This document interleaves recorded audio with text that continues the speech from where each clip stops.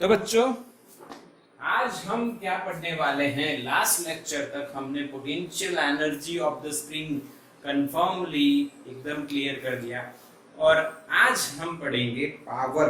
Yes और no? यही है ना नेक्स्ट टॉपिक, पावर। अच्छा, ठीक है। क्या पढ़ने वाले हैं आज हम लोग? पावर। सबको पता है पावर क्या होता है, शायद सभी को याद भी होगा कि आप कहीं पे पढ़ चुके हो शायद। या इसकी डेफिनेशन या इक्वेशन वगैरह भी आपको याद होगा, इसका यूनिट वगैरह भी आप देख चुके हो। किलोवाट आवर सुना है? Electrical unit of the power is kilowatt hour और एक यूनिट बराबर कितना जूल होता है, वॉट इसका यूनिट होता है। ये सारी बात आप जानते हो। अच्छा, मैं आज क्या करूंगा तो इसमें कोई नया तीर नहीं मारेंगे हम लोग, आज आपको फील करवा देंगे क्या है पावर। ठीक है, तो we have two examples to understand what is power. तो बेसिकली सबसे पहले हम क्या बात करते हैं बच्चों, समझना है पावर को डिफाइन कैसे किया गया वो देखते हैं। लॉजिक से स्टार्ट करते हैं। तो हमारे पास दो स्टूडेंट है बच्चों। कितने स्टूडेंट हैं? दो स्टूडेंट। एक का नाम है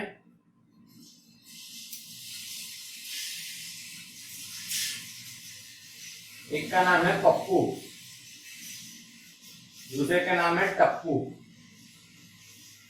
कितने स्टूडेंट है बच्चों? We have two students. यानी आप लोग तो टीचर नहीं हो, पर मेरे दो स्टूडेंट है, एक है पप्पू, दूसरा है टप्पू। लॉजिक देते हैं। अब मैं स्टेप 1 में क्या काम करता हूं और स्टेप 2 में क्या काम करवाता हूं, या केस 1 में क्या काम करवाता हूं और केस 2 में क्या काम करवाता हूं। देखिए, केस 1 में बच्चों हम लोग बच्चों दोनों को 15 मिनट देते हैं। टाइम इज कांस्टेंट, टाइम को मैं कांस्टेंट रखता हूं, यानी मैं उनको टाइम देता हूं 15 मिनट। किसको?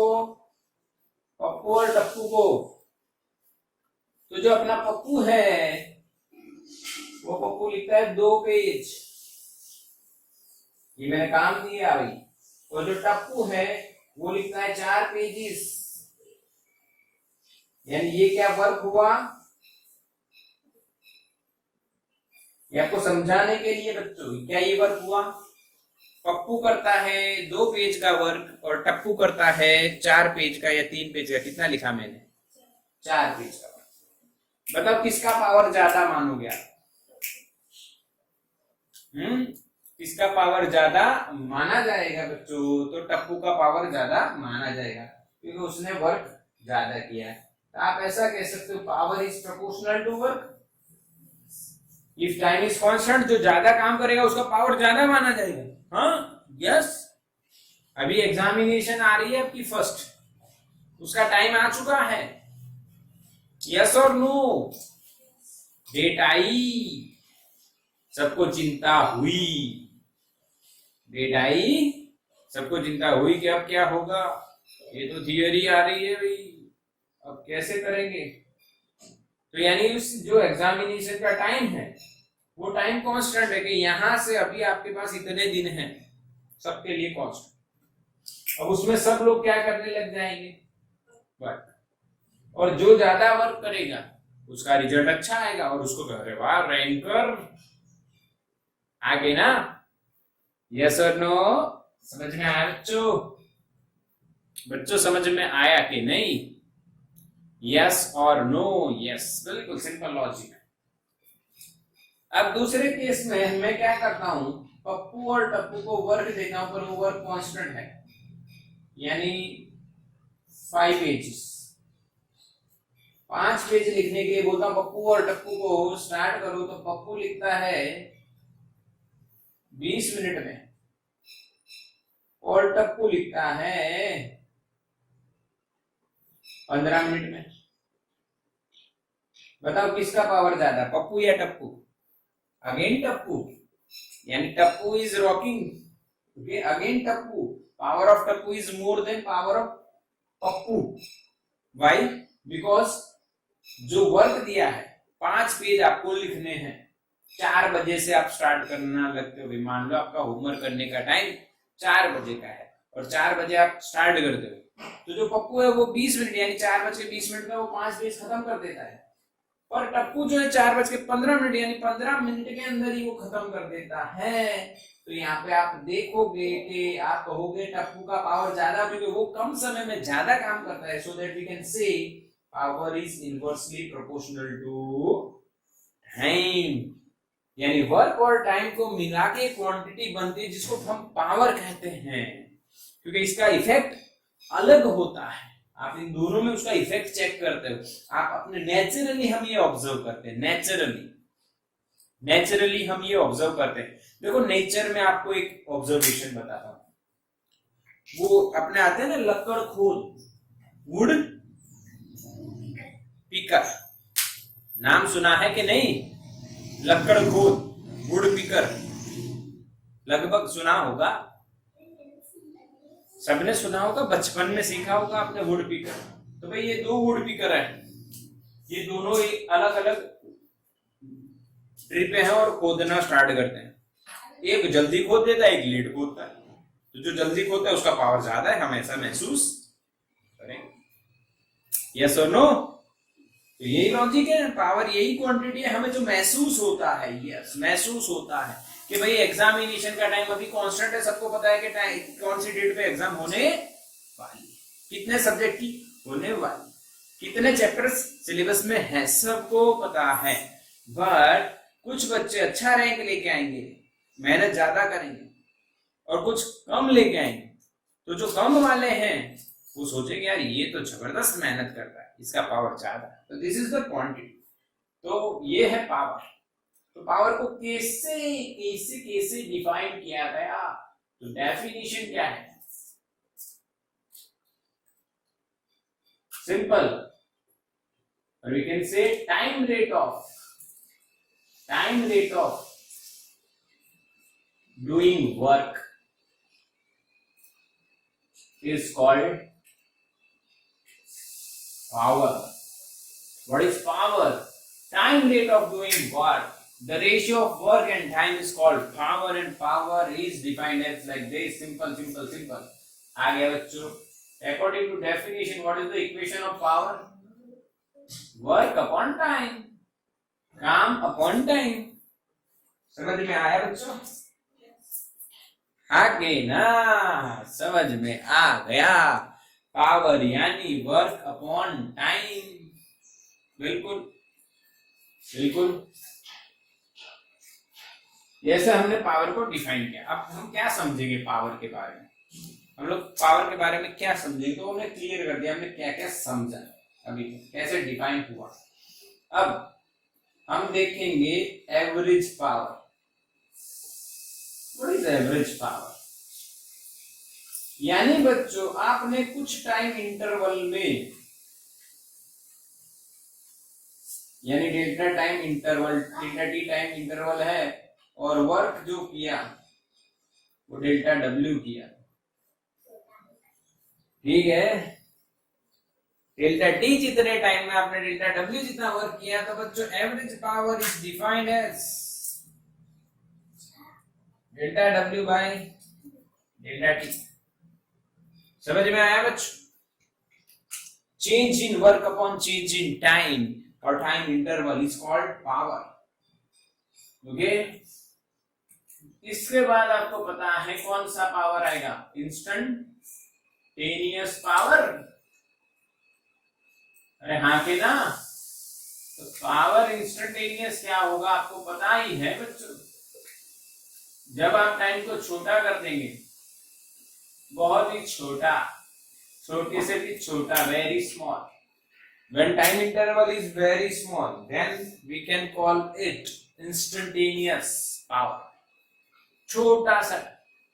ओके, तो यहां पे आपको पता है डिफरेंशिएशन हो जाएगा dw by dt. This is instantaneous power. You all know this. Yes, power is equals to dw by dt, delta w by delta t, w by t. These are the three equations of power, but we have total 4 equations of power. कैसे कैसे कैसे कैसे कैसे बच्चों, एक और बात बताता आपको बताता हूं, आप मुझे बताना क्या सही है या गलत है।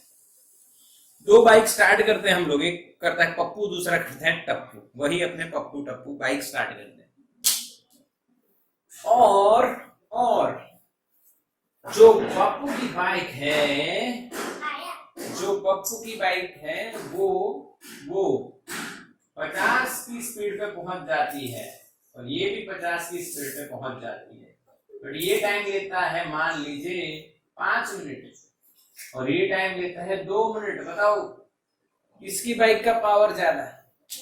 अगेन टप्पू।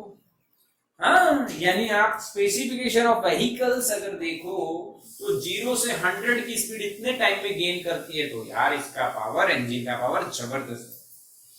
यानी पावर कितनी वेलोसिटी ऑब्जेक्ट गेन कर रहा है after applying some value of force. समझना मेरी बात, कोई भी व्हीकल कितनी वेलोसिटी गेन कर रहा है after applying some value of force, कुछ वैल्यू का फोर्स अप्लाई कीजिए, वो कुछ वेलोसिटी गेन करेगा। यानी पावर फोर्स और वेलोसिटी पे भी डिपेंडेंट है, ऐसा कैसे? हमें फील होता है कि नहीं होता है? बताओ। मैं 2 बाइक देता हूं आपको, आप दोनों बाइक चलाते हो। एक बाइक है वो यानी 2 मिनट में 50 की स्पीड पे पहुंच जाती है, दूसरी बाइक है वो आप सेम लॉजिक से चलाते हो, पर वो 2 मिनट में नहीं, वो 5-6 मिनट में 50 की स्पीड पे पहुंचते हैं। तो आप ऐसा कहोगे कि भाई इस बाइक का पावर ज्यादा है। जैसे आपको पता ही है, तो मैं एक एग्जांपल देता हूं, एपाचे पता है आपको, और हीरो होंडा। हाँ, वो दोनों में आप रेस लगाओ तो आपको पता है एपाचे जीतेगी, क्योंकि उसका पावर ज्यादा है। यस और नो? सिंपल लॉजिक है। तो पावर यानी इंजन कितना फोर्स लगा रहा है, उस फोर्स के कारण इंजन कितनी वेलोसिटी गेन करवाता है। तो force and velocity are also related with the power, so we have to form the equation in terms of force and velocity. Simply we can write here, we all know what is work. What is work बच्चा? बच्चा नहीं रहेगा कच्चा। Work is force into displacement, into है या dot? into है या dot है? dot। इसको इसमें रखो, P instantaneous is equals to d by dt of force and displacements dot. But suppose force is constant. Force is constant. Then force is bahar, and we have to differentiate displacement. Force is bahar. आके ना force बाहर आ जाएगा, common आ जाएगा, because force is constant. Now what is the rate of change of displacement? What is ds by dt? What is dx by dt? You all know this is velocity. तो बच्चा लोग यहाँ पे एक आ गया नया इक्वेशन। वेलोसिटी का मतलब होता है डिफरेंशिएशन ऑफ डिस्प्लेसमेंट। एक और इक्वेशन, तो बच्चा ये 2 ये 3, ये तीनों का कुछ नहीं है, इनकी बजने वाली है बीन, क्योंकि इनको याद रखने के लिए आपको रखना है सिर्फ एक ही इक्वेशन याद, बाकी तो बस यही रहेगा। ये तो तीनों एक ही कंसेप्ट चल है। P is equals to work upon time, change in work upon change in time, small rate of change of time A, work dw by dt। But एक नया इक्वेशन आया F डॉट V, वो आपके लिए नया नहीं, याद रखना जो भी है, नया पुराना अच्छा बुरा। ठीक है बच्चों, तो ले लीजिए इसका स्क्रीनशॉट, आगे चलेंगे हम लोग। तो बच्चों स्क्रीनशॉट आप ले लिया आपने, हो गया? ओके, और इक्वेशन भी याद कर लो, लॉजिक भी मैंने आपको बता दिया। और ये जो इक्वेशन है P equals to F dot V, इसमें कुछ करते हैं, कुछ करते हैं। क्या करते हैं, चलो देखते हैं क्या हो सकता है। कुछ तो होगा। क्योंकि डॉट प्रोडक्ट है, power is equals to F dot V, that means F V cos theta, angle between force and velocity. So we can write three conditions for it: first, second, and third. Okay. What is the first condition? आप गाड़ी लेके जा रहे हो, आपने accelerator race किया, accelerator बढ़ाया, force बढ़ गया उसी डायरेक्शन में जिस डायरेक्शन में वेलोसिटी थी, तो we can say force and velocity are parallel. यानी आपने क्या किया, एक्सेलरेट किया। ओके, तो थीटा क्या बनेगा, 0। थीटा 0, तो पावर बन जाएगा मैक्सिमम FV। यस और नो? बिल्कुल सिंपल तरीका, एकदम इजी। दूसरा, आपने क्या भाई, डिसलरेट किया, यानी एंटी पैरेलल। अगर एंटी पैरेलल का सिंबल है, हाँ है ना,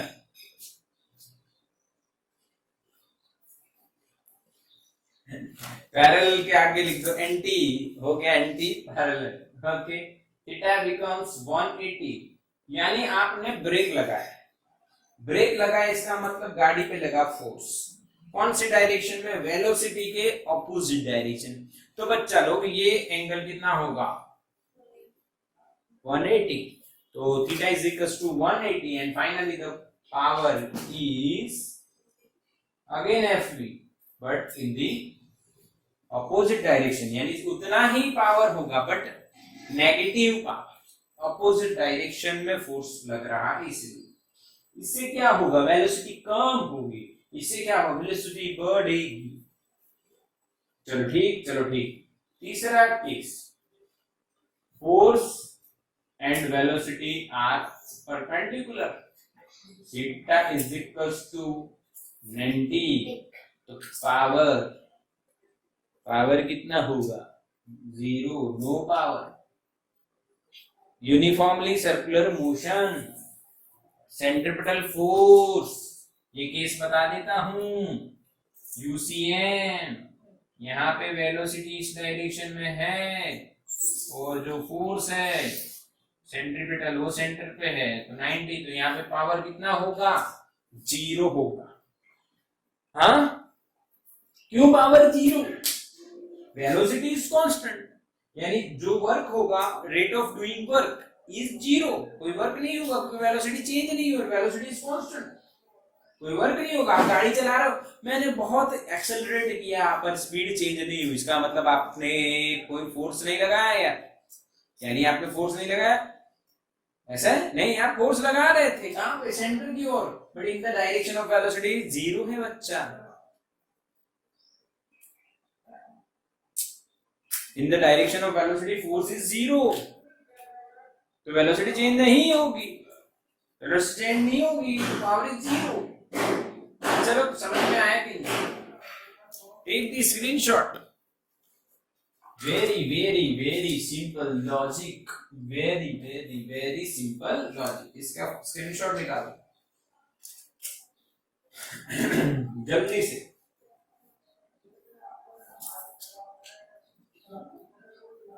जल्दी से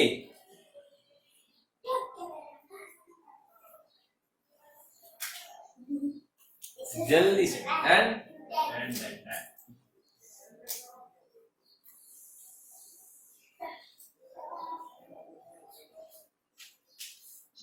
चलो तो बात करते हैं यूनिट की।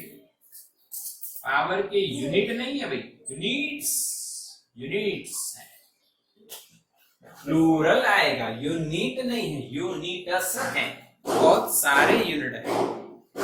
पहला यूनिट है जो इक्वेशन कैसे आता है, P बराबर वर्क अपॉन टाइम, यानी उसको आप बोलोगे ऐसा यूनिट क्या होगा,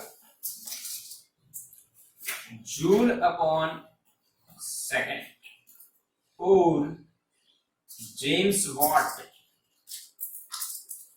जिन्होंने स्टीम इंजन ढूंढा बनाया, स्टीम इंजन, जेम्स वॉट, उनकी याद में पावर का यूनिट है, ऐसा यूनिट है वाट।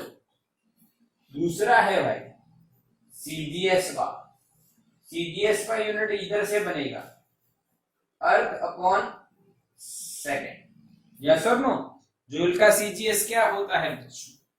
अर्थ, और सेकेंड का तो सेकेंड ही होता है। तो ये दो यूनिट आपको पता होने कम से कम चाहिए। अच्छा, इसमें डायमेंशनल फॉर्मूला भी बनाते हैं, पावर का डायमेंशनल फॉर्मूला भी बना देते। इसका क्या होता है? वर्क का क्या होगा? MLT 12 - 2, नीचे टाइम का क्या होगा? T1। तो ये ऊपर जाएगा तो यहाँ पे 12 - 3 हो जाएगा, खत्म ना। What is the dimensional formula of power? 12 - 3। Okay, 12 - 3। Force का क्या था? 11 - 2। वर्क का क्या था? 12 - 2। और पावर का क्या है? 12 - 3। अच्छा, तीसरी बात इसमें करते हैं बच्चों, एक और बात होती है पावर की डिस्कशन में बच्चा लोग, जो पावर है, तो पावर जो है उसका एक और यूनिट आता है जिसको हम बोलते हैं मैकेनिकल यूनिट। बच्चों, जो व्हीकल होता है, 4 व्हीलर होती है, उसके इंजन का पावर होता है। हाँ, और वो इंजन का पावर जो है वो हॉर्स पावर में यानी कि HP में डिनोट किया जाता है, मेजर किया। हॉर्स यानी घोड़ा, घोड़ा का पावर होता है। यस, एक हॉर्स पावर कितने वॉट के? लगभग 746 वाट के बराबर होता है।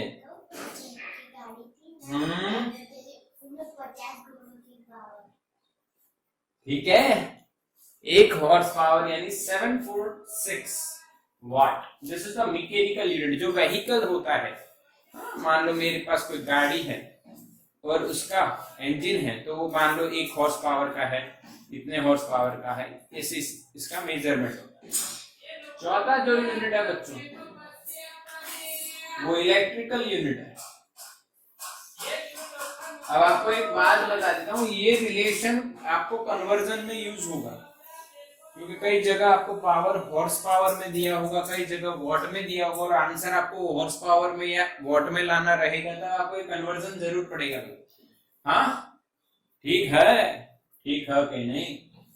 If you want to convert horsepower into watt, then you have to multiply by 746, and if you want to convert watt into horsepower, then you have to divide by 746. Clear? Okay. Now the electrical one. Okay. What is the electrical unit of power? You all know unit or kilowatt hour. This is the electrical unit. बच्चा लोग, this is the electrical unit of the power, kWh और unit. आपके घर में light bill आता होगा, जो light bill है उसमें आप देखोगे कि कितना यूनिट कंज्यूम हुआ है बच्चों, कितना यूनिट कंज्यूम हुआ है।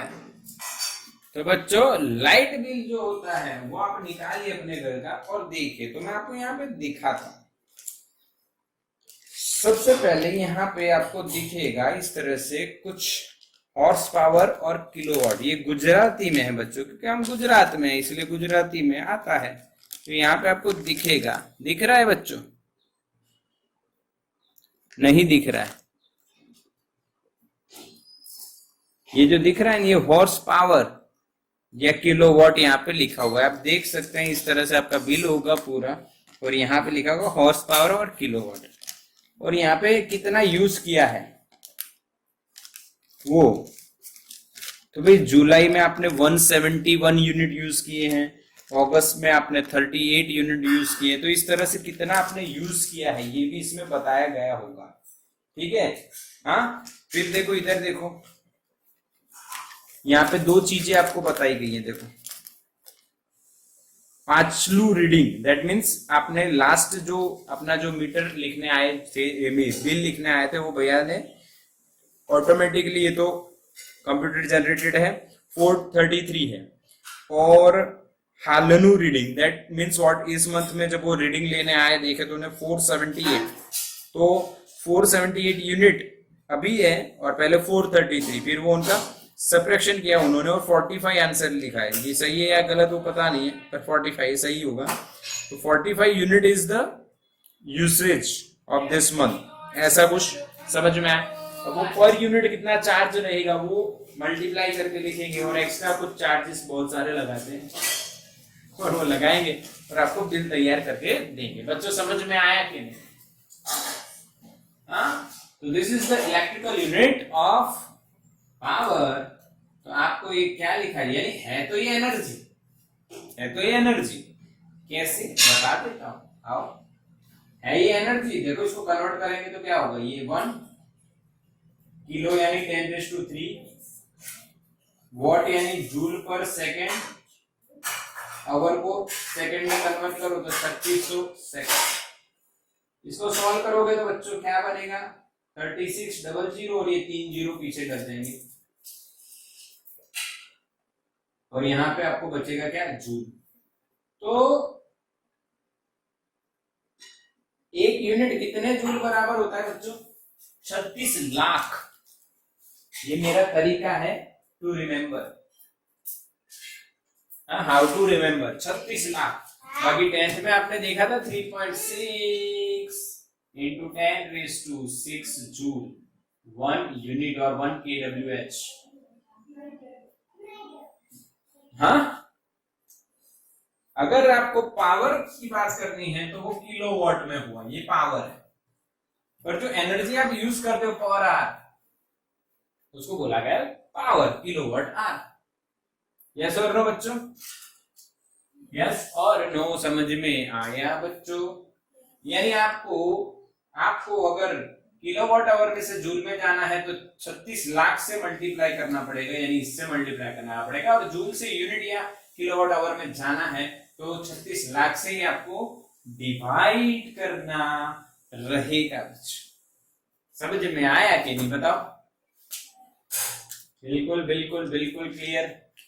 ओके, तो यहाँ पे यूनिट्स हमारे कंप्लीट हो गए, तो इसका स्क्रीनशॉट ले लो जल्दी से।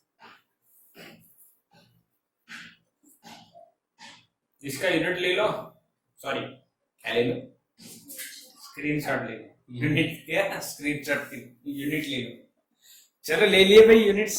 ओके, अच्छा एक लॉजिक देते हैं, लॉजिक बढ़िया सा, थोड़ी सी बात कर ले पावर के इस इक्वेशन की। फोर्स बटे नहीं है भाई, ये डॉट है, एफ डॉट बी, इसकी बात करते हैं, बढ़िया बात करते हैं। एफ ई कॉस थीटा लिखते हैं, यानी इसका मतलब क्या है बच्चों, एक व्हीकल, एक ऑब्जेक्ट, उस पे फोर्स लग रहा है इस डायरेक्शन में, और उसकी वेलोसिटी है इधर, एंगल है थीटा, यानी ये जो v cos थीटा, और यहां पे जो होगा कंपोनेंट v sin थीटा। सही है क्या नहीं, पहले बताओ सही है क्या? आगे ना, ऐसी बात समझ में आ रही है। v cos theta is known as power component, and v sin theta is called powerless component of the velocity. Why? Because force is in the direction of v cos theta, so that we can say that if we multiply by force with v cos theta, then we will get power. So that v cos theta is the power component of the velocity. But in case of v sin theta, if we multiply or if we perform dot product of force and v sin theta, then we will get answer 0. That means what? v sin theta is known as power less component. क्या बच्चों समझ में आया? इसको आप what less component भी बोल सकते हो. क्या बोल सकते हो? What less, power less component. ये भी अच्छा कंसेप्ट है. ये इलेक्ट्रिसिटी में भी आपको आएगा आगे. जब आगे पढ़ोगे आप तभी आपको पढ़ना है, इसीलिए इसको आप स्क्रीनशॉट निकाल लो फटाफट. चलो चलो चलो जल्दी. तो बच्चा स्क्रीन शॉटवा हो गया, यूनिट हो गया. ये भी आपको देखना चाहिए था. अच्छा लॉजिक कुछ समझ में आ जाए तो आपको आना चाहिए. चलो और बातें करते हैं. और बातें क्या करते हैं? और बातें ऐसी करते हैं बच्चों ये सब बढ़िया है. एग्जाम सर पे आ गई तो टेंशन मुंह पे दिख रहा है. एग्जाम सर पे आ गई तो टेंशन मुंह पे दिख रहा है. टेंशन मत लो बच्चों, मेहनत करो. ओके, अब ग्राफ की बात करते हैं बच्चों. ग्राफ थोड़ा सा एक्स्ट्रा नॉलेज लेते हैं. ग्राफ के सेक्शन में जाने से पहले आपको इंस्टेंटेनियस पावर की बात पता है? क्या पता है बताइए. इक्वेशन क्या पता है? dw by dt. अगर और एवरेज पावर की बात पता है? यस पता है. तो आप करोगे delta w by delta t. सारी इक्वेशन पता है. तो मैं यहां पे आपको ग्राफ बताता हूं. पहले वर्क वर्सेस टाइम के पहला ग्राफ वर्क वर्सेस टाइम के लिए. तो उसमें हम लोग चर्चा करेंगे एवरेज पावर की. अगर मेरे पास वर्क वर्सेस टाइम का ग्राफ है इस तरह से, तो मुझे क्या करना रहेगा? तो मुझे ये करना रहेगा बच्चों, इस पॉइंट पे मान लो t1 टाइम है और यहाँ पे t2 टाइम है. यहाँ पे बच्चा लो w1 वर्क है, यहाँ पे बच्चा लो w2 वर्क है. तो मुझे यहाँ पे स्ट्रेट लाइन बनानी है और ये डेल्टा w हो जाएगा w2 माइनस w1 और ये डेल्टा t हो जाएगा t2 माइनस t1. तो मुझे आंसर मिल जाएगा w2 minus w1 upon t2 minus t1. बच्चों समझ में आया कि नहीं? यस और नो, यस और no, yes yes yes. Slow. दूसरी बात करें, अगर हमें इंस्टेंटेनियस पावर की बात पूछी जाए तो dw by dt होता है, जिसको हम स्लोप ही बोलते हैं. स्लोप ही बोलते हैं. बट किसका? टेंजेंट. ये भी स्लोप ही है पर ये टेंजेंट का नहीं है. इसमें दो पॉइंट मिलेंगे. यहाँ पे जब आप बनाओगे सेम ग्राफ की बात करो, मुझे t टाइम पे बच्चा लो क्या चाहिए? Power.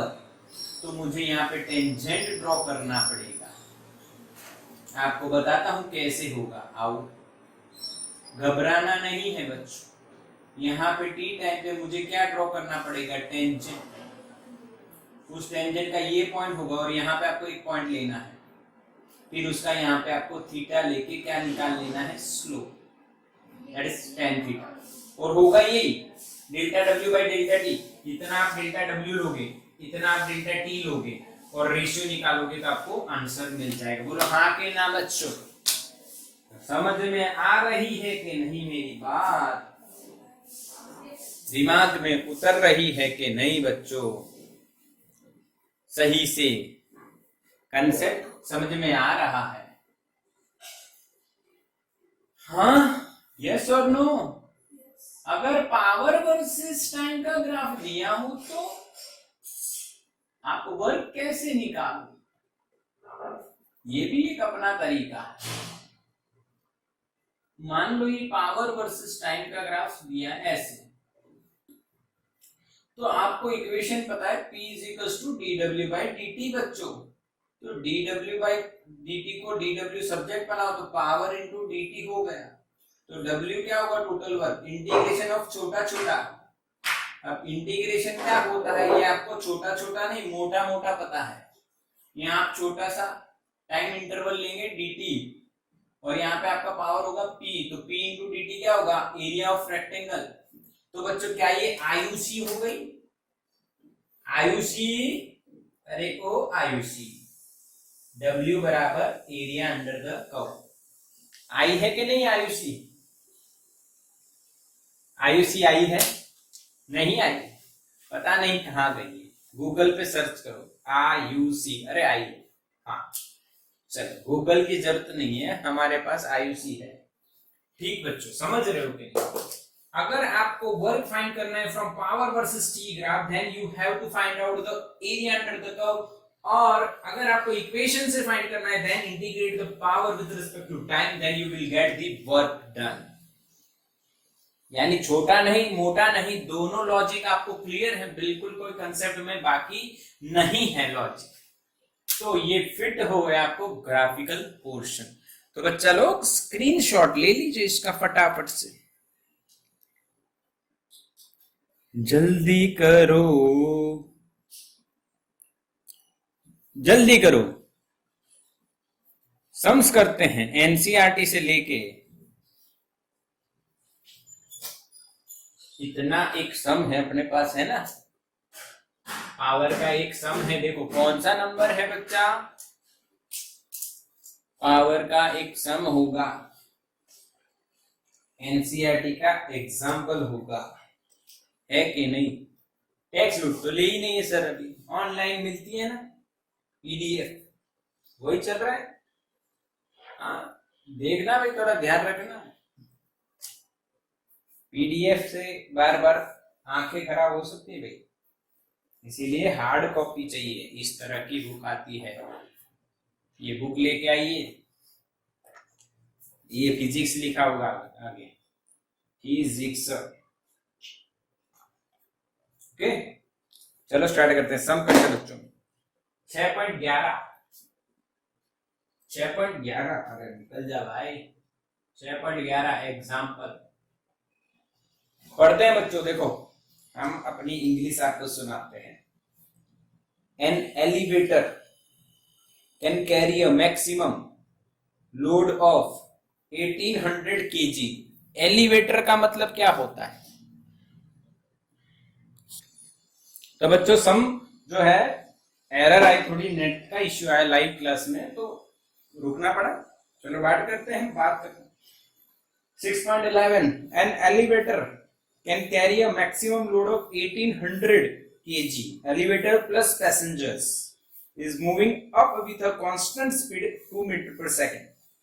The frictional force opposing the motion is 4000 Newton. Determine the minimum power delivered by the motor to the elevator in watts as well as in horsepower. दोनों में फाइंड करना है। देखो भाई, मैं जो लॉजिक बताऊंगा ना वो सिंपल होगा। ये एलिवेटर है बच्चों, उसमें पैसेंजर भी है, यानी लिफ्ट, उसमें पैसेंजर है, ठीक है। ये पूरा जो लोड हो रहा है वो कितना हो रहा है, 1800 नहीं 18,000 न्यूटन। ओके, और यहां पे क्या लगाइए बच्चों, मोटर, वो उसको कहां खींचेगी, ऊपर, ठीक है। अब यहाँ पे ऊपर जब वो खींचेगी तब यहाँ पे मान लो फ्रिक्शन भी जनरेट हो रहा है, तो फ्रिक्शन अगर ये इसकी वेलोसिटी ऊपर है 2 मीटर पर सेकेंड जो कांस्टेंट है, तो फ्रिक्शन किधर होगा, नीचे होगा ना। कितने का है फ्रिक्शन, 4000 न्यूटन। समझ में आया बच्चों, यस और नो। तो फोर्स ऑफ मोटर ऊपर होगा, हाँ कि ना, this is the weight force, weight WEIGHT, weight है 18 4000 न्यूटन, 4000 न्यूटन का फ्रिक्शन लग रहा है, तो मोटर को कांस्टेंट वेलोसिटी चाहिए, तो ये फोर्स को नलीफाई करना पड़ेगा, इक्वल करना पड़ेगा। तो कितना लगाना पड़ेगा? 22,000 न्यूटन। यस और नो? तो power by motor F B यानी कि 22,000 into 2, that means what? 44,000 watt and approximately 59 horse power. If we convert it into power, इसको डिवाइड कर दो by 746, then we will get approximately